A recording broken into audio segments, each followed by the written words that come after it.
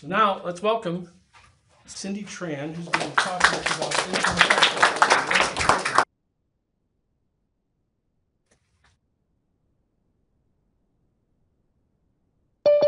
Good morning. Good morning. And good morning to the people on Zoom.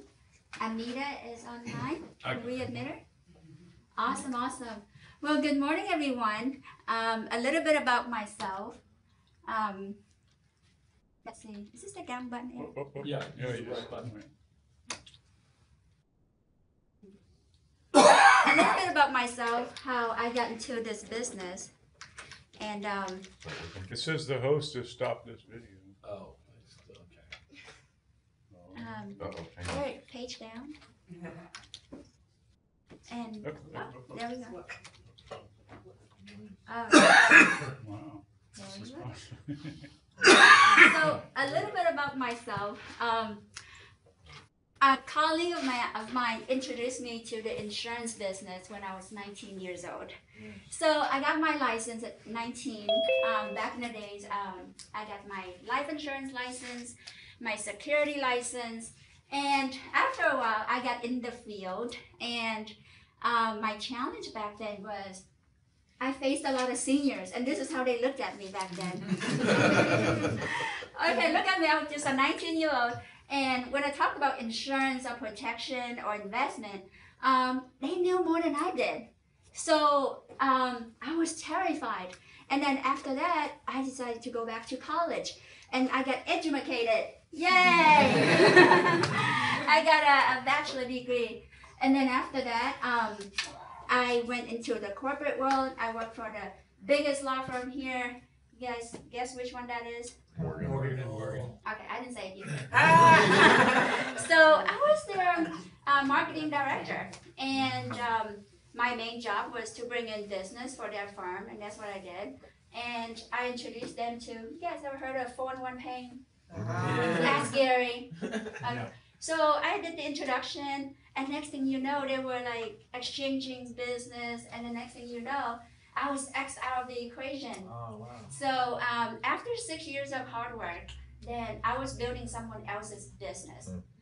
And when I was X'd out of the equation, I promised myself I would never build another person's business ever again. So I decided to go back to the financial service industry and started my own business for myself. And here I am today. So I'm here to talk to you about some of the financial services and the insurance services. You know, when I came back in 2018, a lot has changed. Just like technology. If you look at your cell phone today, look at the smartphone that you're using, a lot has changed since, right?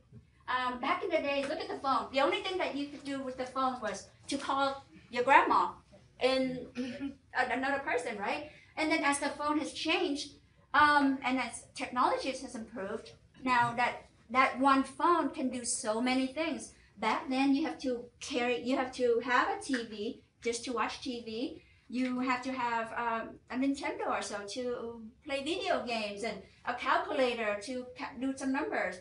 Remember the old portable CD players? What is it? The Walkman? Jordan, you don't know what that is. You have to have a clock, a watch, a picture camera. You have to have a video recorder. You have to have books, video camera. Today, your cell phone, your smartphone, can do all the above. You can use it as a computer to send out emails. It's a navigation system, same thing. Well, the financial industry has grown and it has evolved just like technology has. But you know what? When I say insurance, what comes to mind? I know Mr. Insurance is sitting back there. But when I say insurance, what comes to mind? Life. Auto, car insurance. Car. Protection. Well, you know what? There's all kinds of insurance out there. You know, back in the days we have term, but you know what that was good for? It was good for protection. It had its purpose. And then in the 50s, we had whole life where somebody said, you know what? Term's not good enough. How about something that covers somebody longer? And whole life came along. But yay, on top of that, you have some cash value in it. And then in 1979, somebody said, you know what?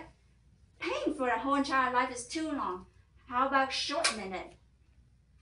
paid off sooner. And then in 1986, someone thought of it. Hey, how can we better this? They came up with the VUL, meaning the same thing, the same function that the flexibility of the insurance can do, but they invest some of that money in the stock market. And then in 1997, somebody said, you know what? Why don't we come out with another plan? Well, they can grow cash value, but in a safer place instead of the volatile market. So that's how the IUL came out. And so when I talk about insurance, there's all kinds of insurance out there.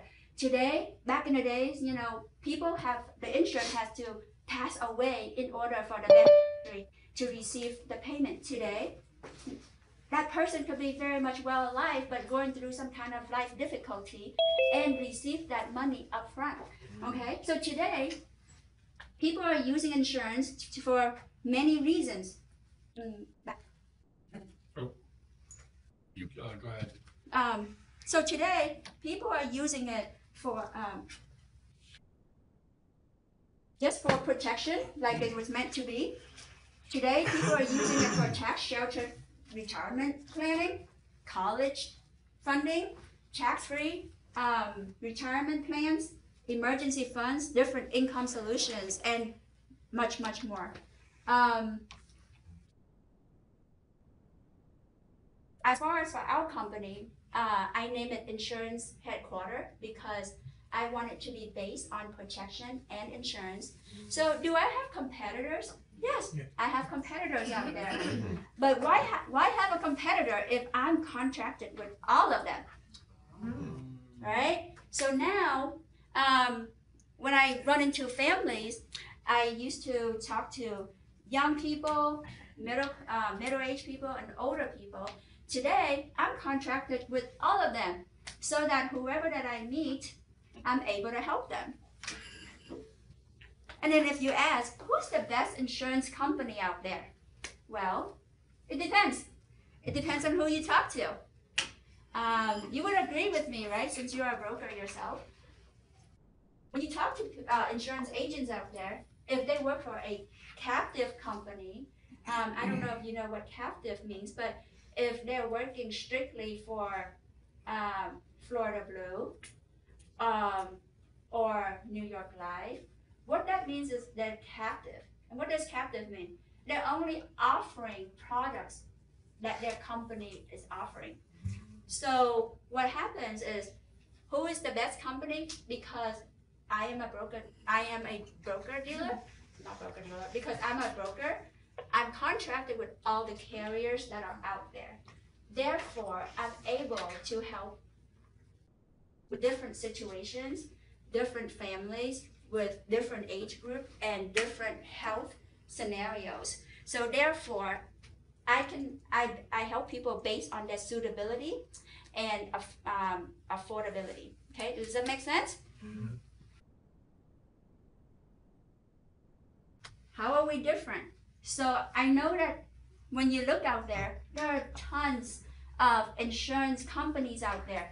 You hear Geico, you hear Progressive, you see Florida Blue, you see insurance, and you think it's insurance, right? Until I came into the insurance business, I didn't know. I thought insurance was just insurance. Today, I know that different sectors, there are different industries, that property and casualty is one thing, life and health is one thing. We cover everything, health, life, annuities, retirement plans. But what makes us different? What makes us different is we are very heavy on education. We're very heavy on education, and we're not aggressive. And we actually have workbooks, textbooks, workshops, and we educate people first. And then we sit down with people and we analyze what is it that their needs are, how much they can afford, with the basic need, and then we roadmap it out according to that family situation. And then,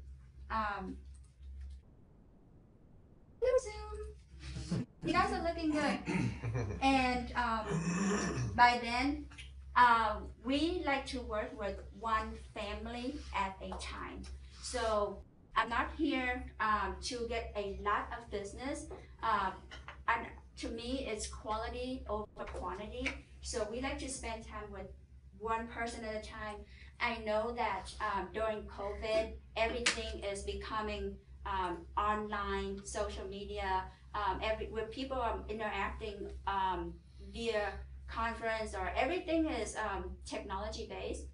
But you know, in our business, I still think that we're always essential and non-replaceable. And we like to have that personal service and one-on-one. And I like to sit down with each family at a time with a husband and wife at their kitchen table, because that's the only true way to talk about their family's protection and financial planning.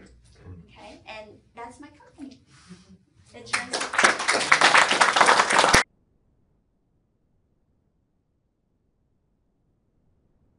With the introduction of AI, yes. and I'm a former Pru agent years ago, you'd think you could really help select a policy with AI involved. Are you going in that format at all? Well, great question. So there's a lot of middlemen out there, okay, and they have built lots of websites that are very friendly, and one of them is called that is something policy, but they ask questions and about maybe 4 or 5 questions, and then people have multiple choices and they pick, and it funnels through the broker dealer, and they sell that lead to brokers. So at the end of the day, that AI is basically a landing page. It's just a marketing company, and they sell that lead up. So you think you're talking to someone that's tailoring to your needs, but it's not. Thank you. Thank you for your presentation. You did a phenomenal job. If someone wanted to become a client with you, what are your first steps? Well, first and foremost, we sit down. I have a questionnaire. We have I don't have some people have a lengthy database software. We have a basic financial needs analysis. So we go over your personal financial strategy. We sit down, see what your goals are, where you're at today, and we have steps that we implement to get you to your goals. And so you can sit down with me, make an appointment with me, and then we'll sit down. What's your particular target market? Is there any type of customer that you're looking for? Rupert, great question. My target, well, I'm not like an Edward Jones. As you can see, there are a lot of, I'm not a Merrill Lynch, I'm not a typical insurance company or retirement company like that. So we are changing the industry. We are going to mainstream. And my typical target market is middle class Americans. I'm not looking for wealthy people to transfer $100,000 over to an annuity of $500,000 or $2 million. That's not the typical clientele I'm looking for. I'm looking for just normal, average people who can save $5 a day, $10 a day, $15 a day. What's the minimum wage these days? About $15 an hour? Yeah. Okay, so $15 an hour. So let's just say if it's $8, right? Let's just say $8, half an hour of your time. If you work half an hour overtime, you make an extra $8, right? Can you put away $8 a day? That's $220 a month, right? But by saving early, you will gain that compound interest, and you have not only that you have protection, but you have a cash value, an emergency fund buildup, a retirement buildup. But if you're older, then you have to play catch up. Now you don't really want to save $8 a day. Now you probably need to save probably $20 a day. Questions? Did that answer your question? Yes. So my answer is a typical client that I would help out, I would love to help out, is just middle class Americans, people who wants to start out from nowhere, that they never had any kind of assistance before. I know that in this workforce, back then we worked for corporations. People have 401ks, pensions. Today, 401ks and pensions are fading away.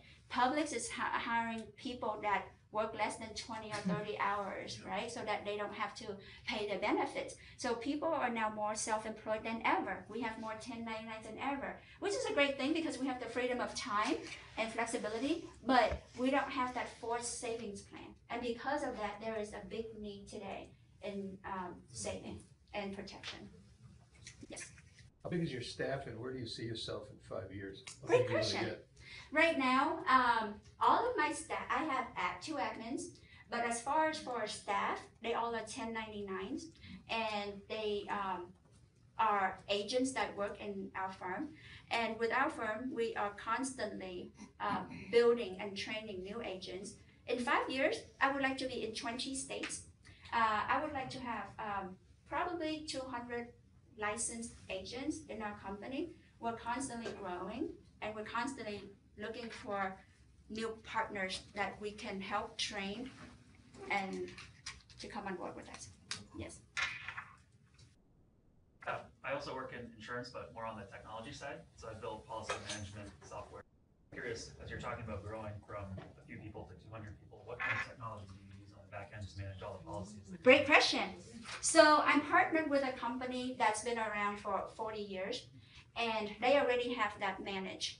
They manage everything from payroll they have managed everything from agent coding. So once someone comes in, they have an agent code or a writing code.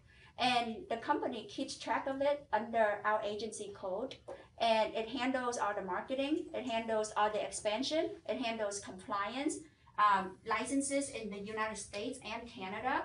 And with all those licenses, because I belong to this one broker dealer who's in charge of all of that, they have a staff that's headquartered in Atlanta, Georgia, with 400 people, and all they do is take care of all the marketing, the sales, the recruiting, the compliance, and everything that's underneath. So I just have to worry about my daily.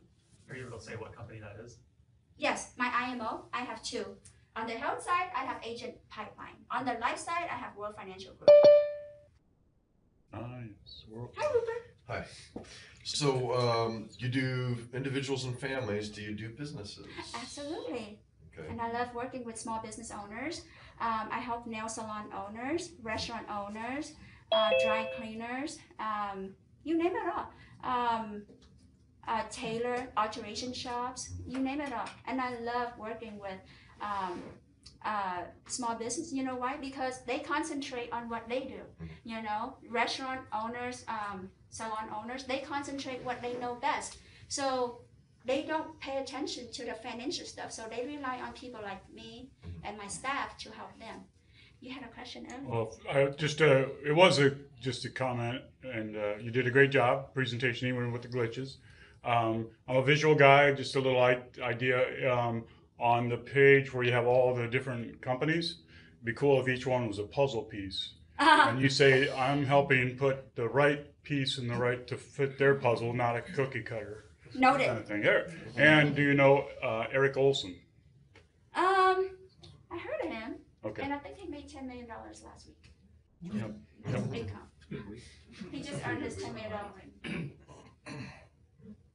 Like you know Eric Olson. He's a wild guy. He's got a question. I just want to compliment you on your presentation, and then curious if someone wanted to make an appointment, is there any cost to make an appointment? No, absolutely. The consultation is absolutely complimentary, and there's absolutely no cost. Our workshops that we have 6 workshops at the office or online, and these workshops comes with the textbook and the workbook. And the textbook and the workbook are state and federally approved with the Department of Education. We all know that sex education was taught in school, but not financial literacy. Therefore, we know that there's a need for it. We have a book that was designed to help people that are 5th grade level readers to understand very easy. And the workbook and the class are complimentary as well. And if anything, that's the first place that you can start out, and it's free. And our classes are being taught at the FBI academy right now at the FBI headquarters, and also being taught at Columbia University and also Harvard University as we speak. What question? Where's the magic question? I'm waiting for the magic question. Who here's looking for insurance help? No, the magic question. Oh, okay. Well, I'm waiting for everyone to be done. Okay. If anyone doesn't know, he has a magic question. All right, so then the magic question is, what can we as a community do for you? But great, I've been waiting. So, first of all, I am growing my Instagram and my LinkedIn, and I'm growing my clientele. So it would help me a lot as a community, and I would really love for you to all hold up the work, the textbook, so I can take a picture with you holding it. Number one.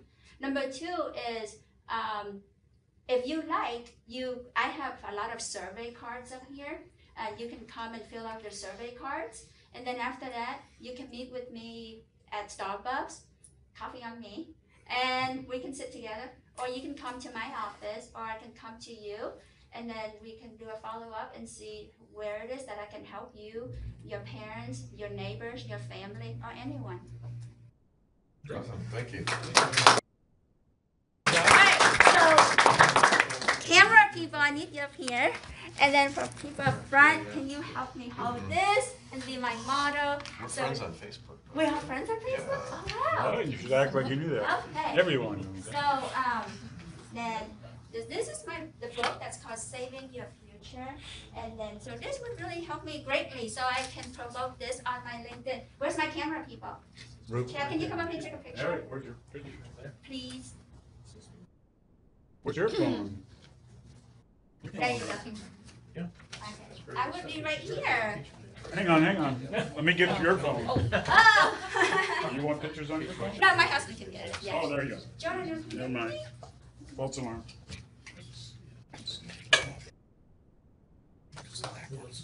Okay, hold up the web, guys. Looking good. One more.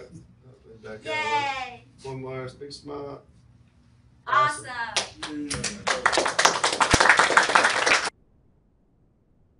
So I have survey cards up here, and I would love to pass them out. Who needs a survey card? Or you can get it. And then I will.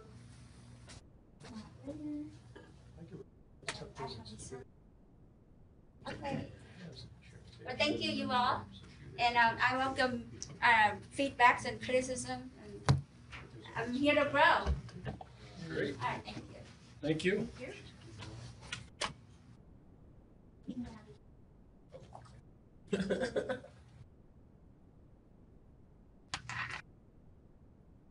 What's your Instagram? My Instagram is CEO Cindy Tran.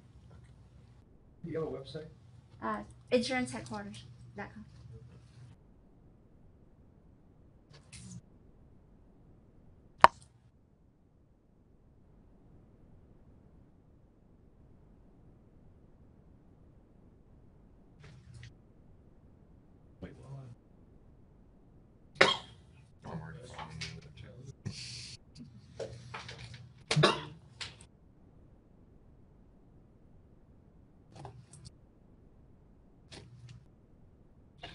Okay, so since we have some time, we occasionally do open phones where we just have a discussion in general, or we have a discussion question. And so the question is, and the point is, to ask a question, this is something you are looking for an answer to. Maybe somebody in the room has the answer.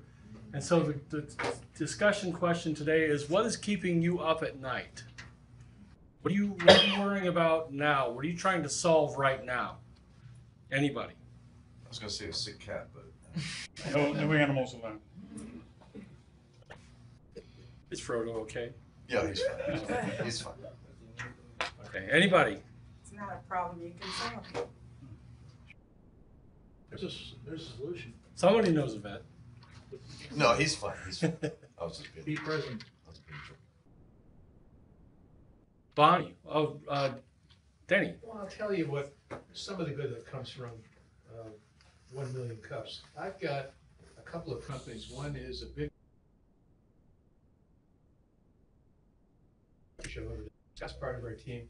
A lot of members of our team, that actually the person, Neil Schwartz, who's going to be came from this group here. Got another company that's making these loops that, and we've been looking forever for somebody to make these for him, and I had lunch with another guy. Turns out that they make them, and we're going to make them in Ohio.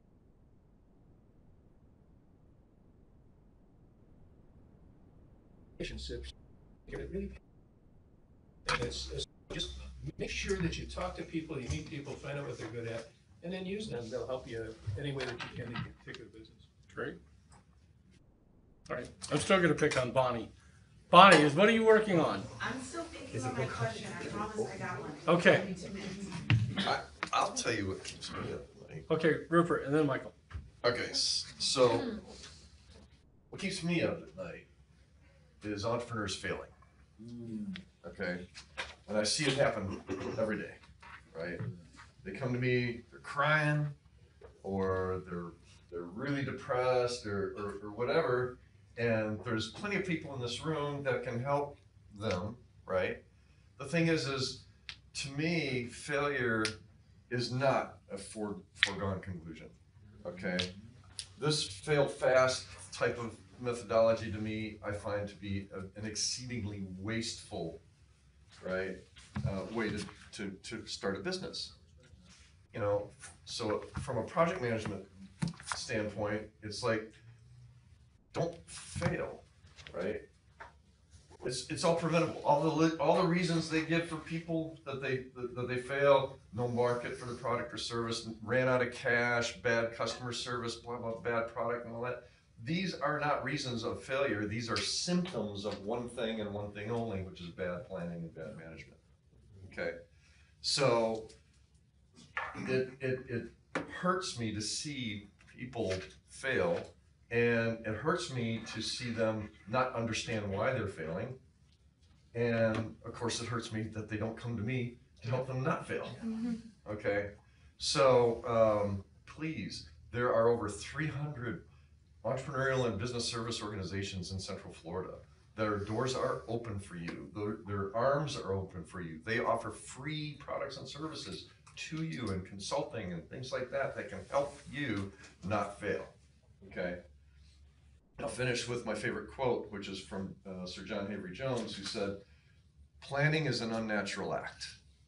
We would all rather do something else," right? He says the good thing about not planning is that failure comes as a complete surprise. Whereas if you plan, failure is preceded by a period of worry and despair, and fail to plan to fail. So what I learned from that is, if you've planned, then if you've got time to worry and despair about failure, you've got time to not fail. So at the very least, a plan will help you avoid failure. So don't waste those resources of your time, money, and effort by failing, and certainly not on purpose. Okay, fix it, get it done, and if you need help, I'm here. Well said. Michael, and then Don. All right, that's another tough act to follow. So this is kind of more of a general question. So I work in software. I've also had my own business for a few years now. But the recent advances in things like AI, ChatGPT, it's in the news. This is the year that it's like the iPhone moment. I'm curious because I think it's going to affect entrepreneurs disproportionately compared to just average users. For all of you as business owners, do you already have a plan on how to play with that and see how you can integrate it with your business, or are you worried about it? That presentation earlier, you showed pictures of this telephone evolution with what you can do right now in AI. Just as a software developer, having played with it, I really know that it's going to change a whole bunch of stuff really quickly. So that's what I've been thinking about. I'm just wondering if you as entrepreneurs have already started thinking about that too. There's actually a Chrome extension now, because the ChatGPT database ends like in last July or 21 or whatever. There's a Chrome extension where you can have it be working on live websites. And Google's competitor, Bard, just like William Shakespeare, has 3 times the data of OpenAI. They'll be launching that soon. And if Bing is going to get ChatGPT and their search results, Google's gonna have their stuff in their search results. It is absolutely gonna change everything. Oh, look at all the hands. What was your name again, sir? Michael? Michael. So I think that's a definitely a good question. That's resonated with me, and I think a lot of people that it might affect. I think with most things, there's the challenges with adapting, but I think if we keep up with, try to keep up with, the AI, evolving into businesses, that we can help network it into our businesses. So I think, maybe as time goes on, if there's stuff that you learn about AI or that we learn that we can share with each other, that we can help grow our businesses, I think we can use that as a positive. Absolutely, because it's completely changed my workflow and the amount of stuff that I'm able to do right now versus even like 2 months ago. It's just insane. How did it change? Yeah. My workflow? Yeah. If I have something that I have to learn, I don't have to search Google and go through 20 different pages to find the one use case. It'll spit out what I need, and then I can read it, ask it questions specific to my use case, and then vet whether or not it's a good application for me or a good way to use it. It also writes the code. What's that? It also writes the code. Exactly. That's right. I think that It writes the code. So I think you make a really good point. It's about efficiency. See, I should be worried. I do brand messaging. So this thing, you would think I'd be worried about it. It's going to replace me. I'm not going to get hired. I'm not worried about it at all. Not at all. It's not going to replace human intelligence. It's going to make us more human. It's actually going to increase our efficiency. I'm working with a company now where they actually use AI to help salespeople build rapport. So it's actually going to bring humanity back to these salespeople, because some people are just awkward. They're struggling building rapport, because the best salespeople build the best rapport. Everyone else, I just saw statistics, Salesforce. 96% of their sales comes from 47% of their salespeople. The other half of their entire sales force basically does 4% of all the sales. So AI, we're entering that space now, because AI is actually going to help them, especially ChatGPT, things like that. It's going to help them to really just be more human, allow them to be more human more efficiently. So I see this as a great thing. It's not going to replace us as humans. The Terminator's not coming. Well, and from a writer's perspective, Yeah. I'm not worried Yeah. because the stuff it puts out is very clunky and it's garbage. But the one thing that it can't, or two things it can't do, it can't think laterally and come up with, weird and unique ideas like what can it's not Bob Ross innovative, teach us yeah. about content marketing. It won't think of that. It also doesn't do humor, which is what I do. Done. The scammers are back. I mean, in droves. They kind of, during the zombie apocalypse, they kind of faded away a little bit. But just yesterday, a woman sits in the office. She made a mistake of going to a captive office. She mentioned captive insurance. She made that mistake and asked them for something very specific in our business, and they lied.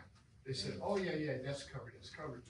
And she came to our office, and I went, "I hate to tell you this, but not one single thing you were told is true. Let me document and show you." A friend of mine calls me up. He got recruited. God help him. And he says, and he's going through all of this, and I said to him, I said, "Scott, you do remember, I feel like Rupert sometimes. All you had to do was make one call, tell me where you were going, what it was, and I would have told you every single thing they said at this meeting, okay? 35 people sitting in a room that they're trying to suck into a captive program, all right? And again, it doesn't make captive people bad. It doesn't make their products bad. I suffered as a captive agent for 2 years when I started doing this, okay? Because it teaches you that you either want to serve the company or serve the client. And so he gets into all this, and I said, "Promise me that if you get one more of these, you'll call me first." Because we already know who these clowns are. We know what they're recruiting people for. We know what they're going to promise people on and on. And we know why there's 35 people in a room. Because 10 of them will be silly enough to take it. My son's girlfriend got hired, 28 people in the class. Within a week, 7 were gone. As of today, there's 1 person left. And that's what that's all about. So the schemers are back in force, and I don't think it's just an insurance either. I think it's in a lot of things. A schemer? That's somebody who calls you up on the phone, they're gonna make you $1 million, make you rich. Oh, they're everywhere. That's what keeps me up at night. Charlatans and ne'er-do-wells. Sean. I think, money is the worst disease. Worry. Past is history, future is mystery, play is a gift, enjoy it. I think that's the key. Okay? I think things are going so fast. Humanity as well as and everything you saw, she showed you, things are changing so fast. Last 3 years, created more data than the entire humanity. Check it out. You guys are going with an app website. Check it out. 7.9 million apps are there. I'm going to come with an app. A solution. No. You have to visualize the whole thing. Where you are going, how you are going, and figure out the way to get there. You can do that. That's what I do. Plan it out. Okay? So don't worry about it. It's pretty easy. You should have passion. You should get up in the morning for a reason. Without passion, you won't make it. Why 90% of us fail, including the investors? You have to know that. Mistake. If anybody's interested, let me spend some time with you. All right, Bob, then Deja, then Rod. Mine's real quick. I was up all night going, is this the day I get a ceramic bug? And what did, for the new people, what did I have to go through to achieve this? Yeah, I'm glad you reminded me. If you come to 4 meetings in a row, you get one of these. Let's see them. If you come to 12 meetings in a row, you get one of these.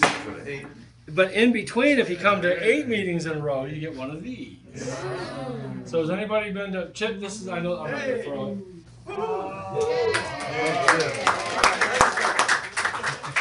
Now I can sleep at night. Oh, wait, I got coffee. You've been to 4. Thank you. Okay, let's go. Anybody for 8? I don't think you're my Or size. 12? I'm 12. Oh, ceramic.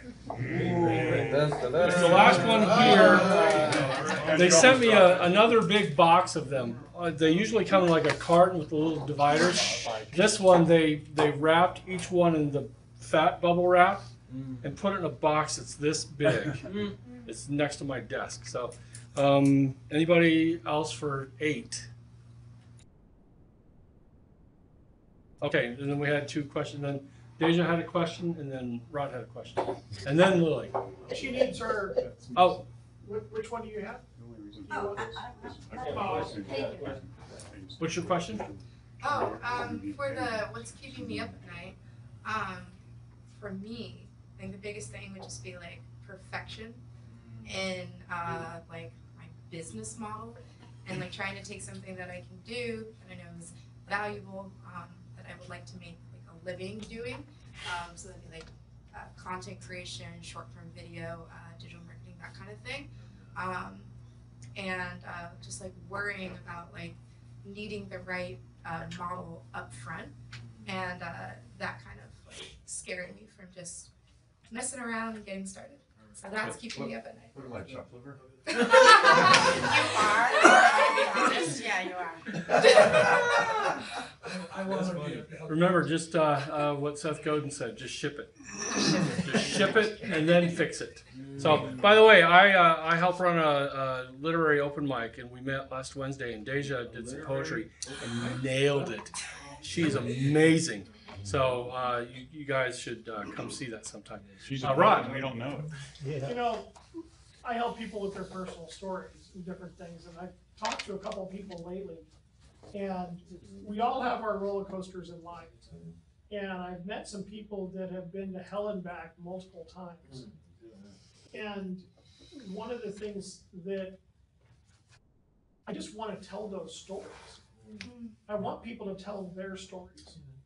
And because we all have, I mean, for any one of us, we could raise our hands and tell what really moves us, what really makes us us. And you could turn that into your platform. You could turn that into your personal brand. And so that's, you know, that's where my passions lie right now. And it's hard to always find the details exactly how to make all that happen. So that's what's keeping me up at night, but working on it. Yep. All right, Lily and then Denny. And then I forgot your name. That's Corey. Corey. Well, first of all, the reason I come right here because I don't let nobody see me in the back. So I stand right here. I'm short and small. Well, first, thank you so much. This is my first meeting, and I learned a lot. I am glad I came. Good. I am not a morning person. Chip is, he wake up 5, 6, no problem. But for me to get here is an effort. I'm not sure anybody will relate to that. I can work late, but early is not my cup of tea. I do need help. So I'm glad everyone here is generous and sharing. I am glad. I hope you look to run it as soon as you can. But I do have a book there. Like today for me to stand here is the grace of God. I come from nothing. Like I just have a slipper for one whole year. Every single new year I just get a pair of new clothes and that's it. So for me to come to America and own businesses is a blessing. So I want to share that. Like the gentleman in the back, the name said Bible Story, and I'm doing it. I'm sharing. So I came here with my grandma is 80, my mom is 40, single mom, and I was 13. No English, nothing.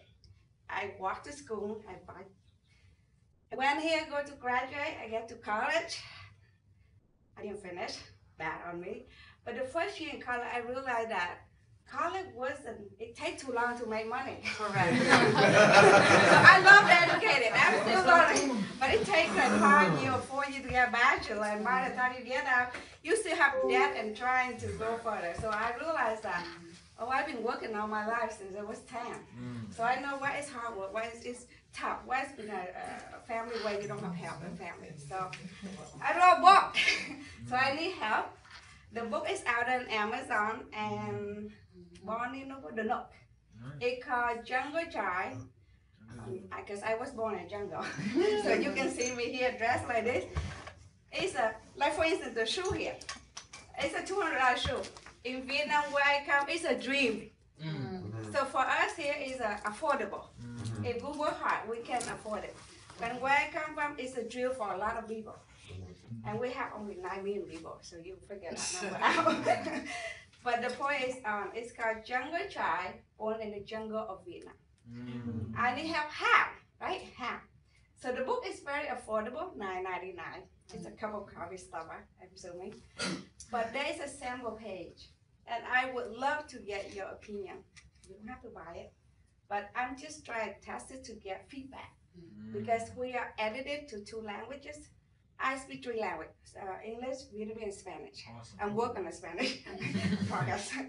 But I'm able to maintain conversation and work with the Spanish youth. A lot of them came from like me, where they don't have a lot of education. So they lost the information that they need to be successful in life. So I'm glad that there is a great entrepreneur and everyone was so amazing. So I just want to share that and thank you so much. Great. And please come.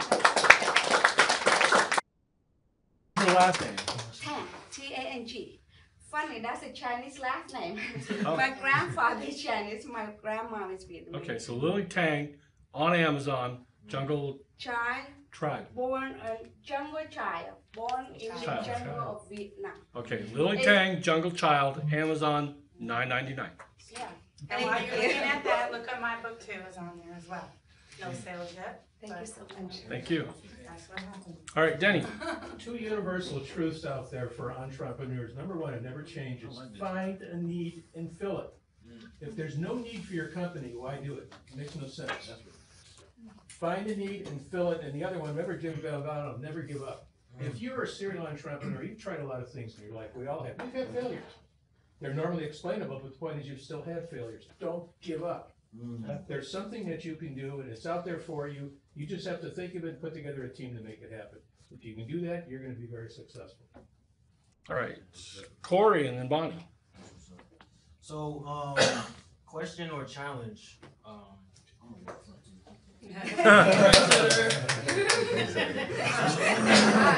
How y'all doing? Good morning. Man, I always feel good when I'm up in front of people. I just get all this energy, you know. So I'll try to be as calm and brief as possible.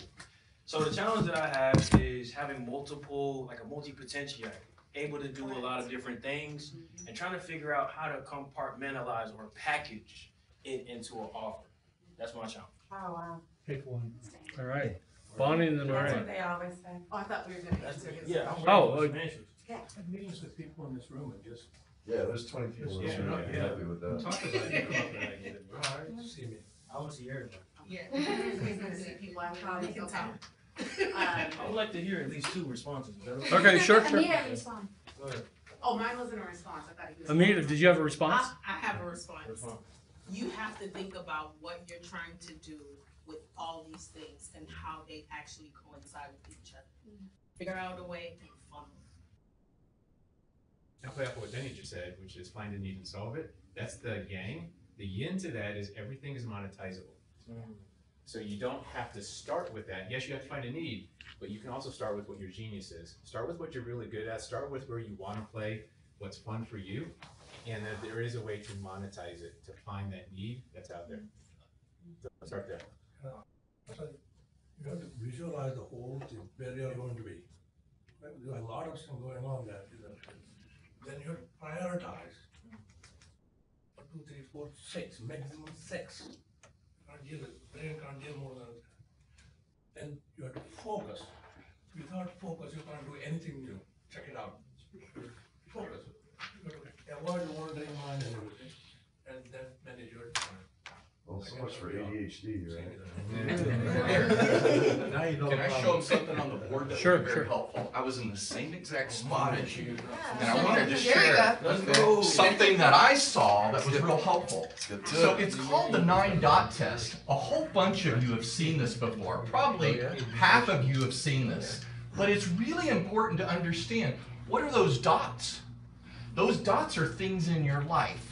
How do you connect 9 dots, 4 straight lines without lifting the marker up? So you go 1, 2, 3, 4. Oops, we missed one.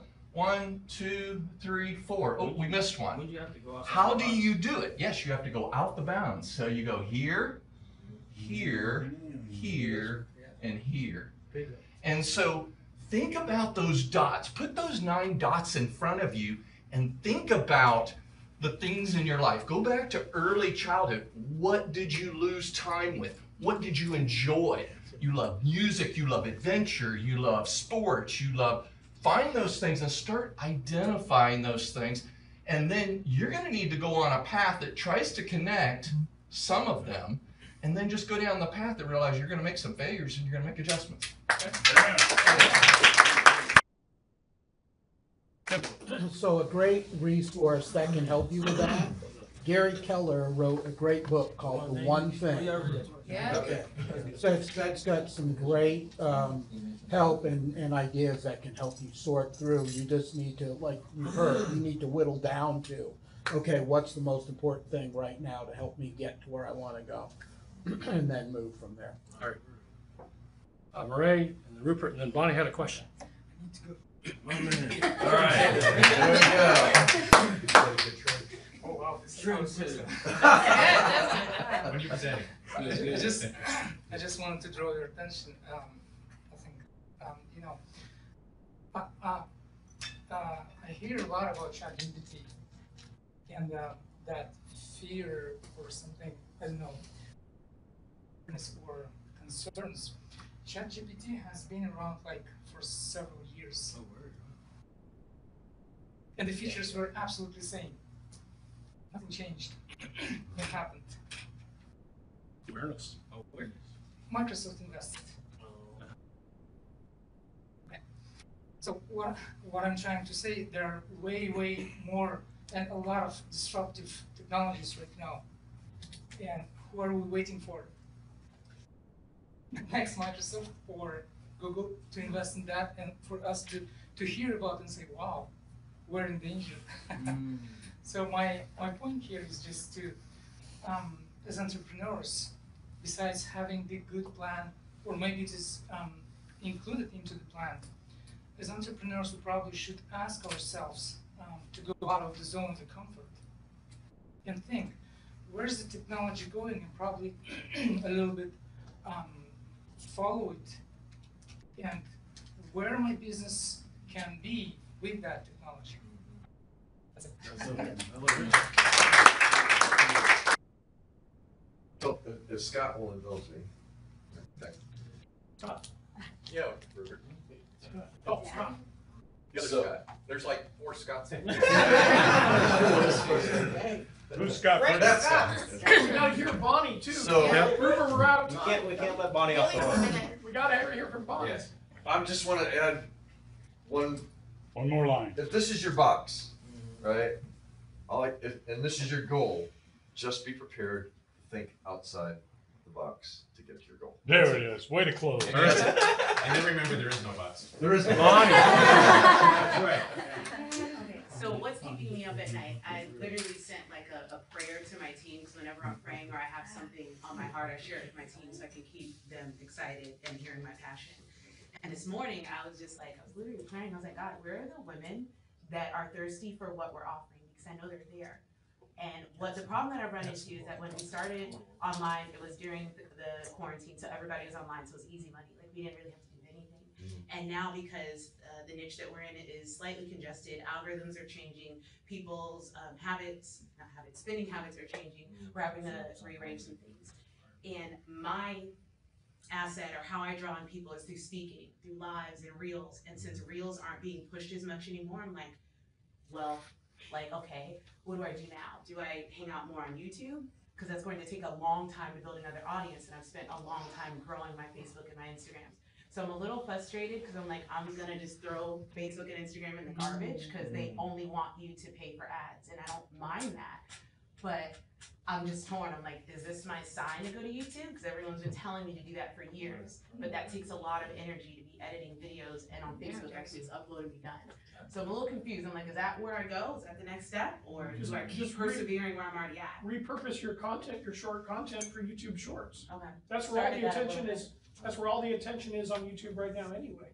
And repurpose it to TikTok. Just take your content and repurpose everything, and that way you're not having to go out and make new content along the way, but don't think that you have to stop. Just take what you have and repurpose it, get it onto TikTok, get it onto YouTube Shorts, and then take advantage of that, building that new audience. Well, you may have to pay for stuff in the meantime, but build up 4 different platforms instead of 2, because how much content do you have? How many videos? Like I'm a content queen. Like I make content in my sleep. I've been seeing that a lot, actually. The other thing to think about, Bonnie, is have an email newsletter. And this is true for anybody. Have an email newsletter, because that is yours.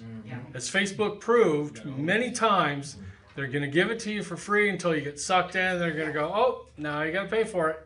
And they're going to do that. Your list of email addresses is all yours. And you can jump from... I hate doing a marketing email, but something in me is like, you need to be doing this on a weekly basis. If nothing else, you post your videos or link to your video in the newsletter. But that email list goes with you wherever you go. Those paid ads that you do on Facebook and Instagram to keep it up, sign it up for a newsletter off those, and then you'll build your email list, as well as building 2 new channels on YouTube Shorts and TikTok. And the advantage of that is that you're sending out emails that cost you nothing, as opposed to paying for ads. But if you're breaking even and you're collecting emails, there you go, you're free marketing. You are focusing on the solution. You should be focusing on the problem. You should sit down and figure out what business are you in. All right, we are... Sorry. That's when you go there. I can help you out on that. That's what I do, by the way. All right, we are out of time. So I will say that next week we're going to be hearing from Ethan Berg of Agora World. We're still working out who's going to be our second speaker. Sean says he's got one of his mentees who's going to be there, so hopefully we'll have a second name up here soon. But otherwise, download the chat if you're online, or email me at eric.deckers@gmail.com. I will send you the chat. Be sure to join us on meetup.com. Connect with somebody you met here today. Corey's looking for people to talk to. Bonnie's looking for help. Please connect with somebody that you met. Go have coffee or lunch, or just chat on the phone. And no, we're not doing that. Oh, went too far. Oh. So thank you. We'll see you all next week.